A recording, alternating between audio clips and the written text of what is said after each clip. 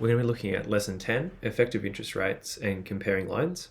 So we're going to be looking at firstly what an effective interest rate is.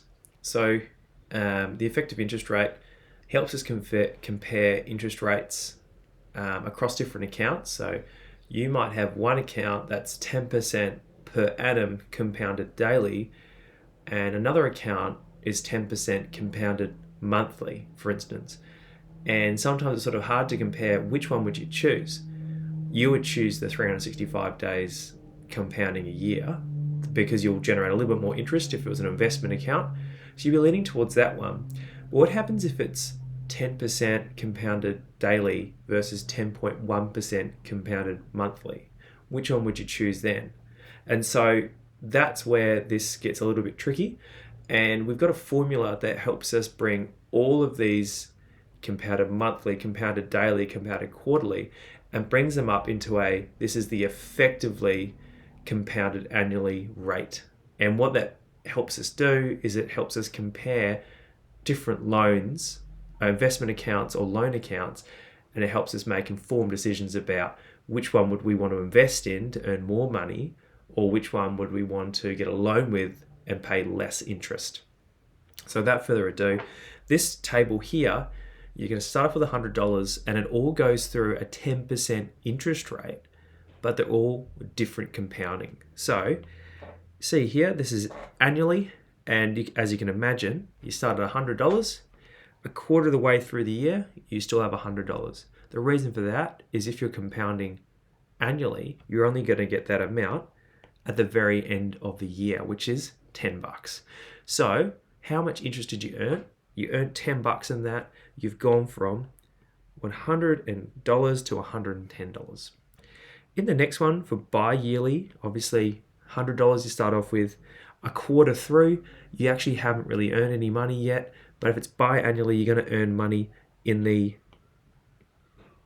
the end of that half year because it's getting compounded twice. So they're going to pay out 5% then. Then they're going to pay out another 5% on top of that at the end of the year. And you can see here that compounding effect makes it slightly different.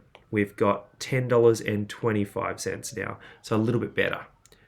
Quarterly, you're going to get paid 10% divided by 4, which is you're getting 2.5% every quarter. And we can see this thing hopping up by 2.5% every quarter. That effectively becomes $10.38. So we can see here, if we had a quarterly interest account versus an annual, we had $100 in it, same rate, would earn an extra 38 cents. Fantastic. That's nearly a chop, so that's good. And then maybe we can do is we can move on to the next one. I'll go pink here. Look at monthly. Now the monthly here, you're earning 10% divided by 12, and then that compounds 3 times until the first quarter. So this is going to be, times by, and you've got 10% on 12, and then that's going to be cubed because it's going to compound 3 times. That's going to keep happening, and you can see, wow, it's way better. We're getting an extra 9 cents there from the quarterly account and 47 cents from the annual. Daily, as you can imagine, is the best one. So daily, we've got 365 compounds a year. And so basically we're getting around 30 times by 3, so around 90 days worth of compounding. So you're getting around 90 compounds per quarter approximately. And if we run that through, we find that we get in the end $10.52, so an extra 5 cents. So we can see there seems to be some kind of diminishing returns the faster we compound. So what have you found here? Well, we can make tables each time like this and sort of figure out which one's the best one, but there's actually an equation that can help us. So this is called the effective interest formula. Okay, and it goes like this. The effective interest is equal to, and I'll just put a box around it, the whole thing. 1 plus R and N times N, take 1. Now remember, this here is the effective annual interest rate. Okay, and this is measured as a decimal.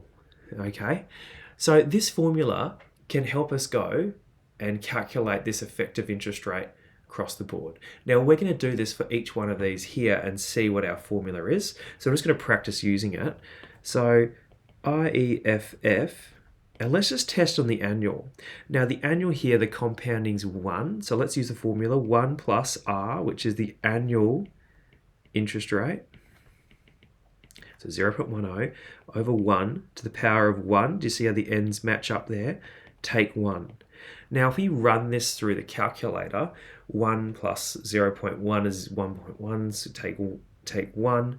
We get 0.10. Remember this is a decimal, so we times it by 100, and out pops 10% per annum. So you can see here there's no that's actually worked out perfectly, because you can see up here it's gone from $100 to 110. So your effective interest rate, which is compared annually, is also the same as if it's an annually compounding. So if it's annual, you don't do anything to it. Your effective is equal to your actual. Let's calculate the quarterly. Let's just practice that. 10%. And I'm going to do one more calc, and then I'm going to show you the ClassPad app, which is just brilliant. Oh, sorry, let's do by, where is it? Bi-yearly.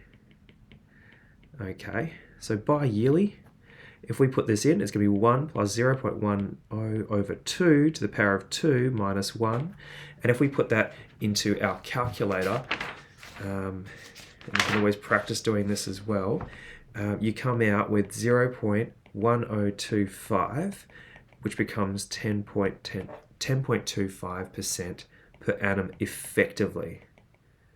Okay. Now, I'm going to show you how to use your ClassPad eActivity, which is called the 12 apps, Unit 3 and 4 eActivity. It's awesome. It can do all this stuff way better than you using this formula over and over. So let's go into your ClassPad. Okay. And then we're going to go Menu, go eActivity, and then we're going to go down, and can you see that the effective interest rate? We're going to click that Solve button. Okay, now maybe you want to clear everything here, and we've got our E, we've got our R, and we have our N. Now E is the effective interest rate, R is the annual interest rate, and N is going to be the number of compounds per year. Now this formula is calculated based on percentages, so you can just whack in the whole numbers there. Really cool. So remember our rate, the annual interest rate was 10% for all of them. If I plug in 1, it's an annual interest rate of 1. My blue dot there means what I'm going to solve for. So I'm saying to my ClassPad, solve for the effective, we get 10%. And that was our answer for annual, right? Now let's check our biannual and then go solve, 10.25. Do you remember us getting that? So let's just trust this app now. It seems to work with our formula. Let's just do the rest. So the next is quarterly, solve, 10.38. The next was monthly, 10.47. And the next was daily, 10.52. So let's jump in and let's add those in. 10.38%, 10.47%, 10.52%. So here we go. We've made already what our guess was. We can say that the daily is the best account for savings / investments. And we can say that the annual interest rate is best for loans, because you're going to pay less interest. Okay, and you want this because you're getting more interest. Okay, so there we have it. We've looked at the effective interest rate formula. We know how it works now. We know how to use the eActivity. In the next video, we're going to be looking at some classic questions on using the effective interest rate to help you make a sensible decision on what account you should choose. Okay, so in the next video we'll do that. Thanks for watching, and I hope you found this video helpful.